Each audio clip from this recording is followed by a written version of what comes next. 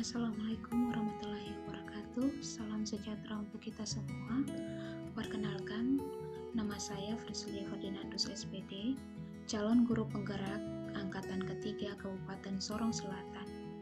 Kali ini akan membahas tentang koneksi antar materi dari modul 2.1, yaitu pembelajaran berdiferensiasi. Dengan pertanyaan sebagai berikut.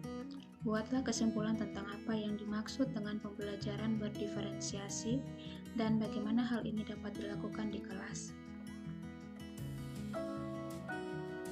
Pembelajaran berdiferensiasi adalah serangkaian keputusan masuk akal yang dibuat oleh guru yang berorientasi kepada kebutuhan belajar murid, di mana kebutuhan-kebutuhan tersebut berkaitan dengan kurikulum yang memiliki tujuan pembelajaran yang didefinisikan secara jelas, bagaimana guru menanggapi atau merespon kebutuhan belajar muridnya, bagaimana mereka menciptakan lingkungan belajar yang mengundang murid untuk belajar dan bekerja keras untuk mencapai tujuan belajar yang tinggi, manajemen kelas yang efektif dan penilaian berkelanjutan.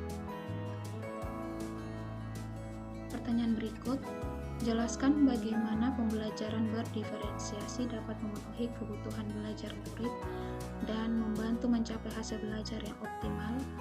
Jelaskan pula bagaimana Anda melihat kaitan antara materi dalam modul ini dengan modul lain di program pendidikan guru penggerak.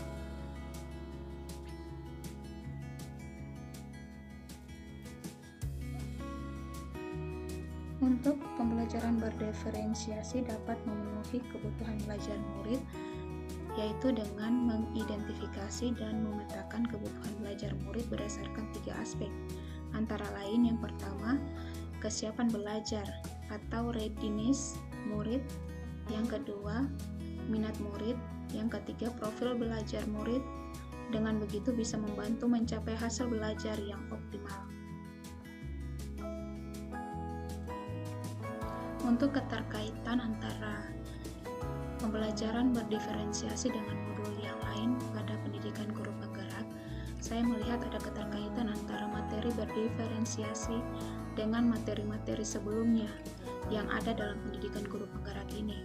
Dalam materi berdiferensiasi, menitik beratkan pada guru mengaplikasikan atau menerapkan pembelajaran berdiferensiasi terhadap kebutuhan belajar murid, yang dimana guru harus memiliki nilai-nilai yang mendukung peran dari seorang guru dan memiliki visi yang jelas yang dapat menciptakan budaya positif di sekolah, terkhusus di kelas, yang semuanya itu untuk mewujudkan profil belajar Pancasila atau belajar sepanjang hayat. Sekian dan terima kasih.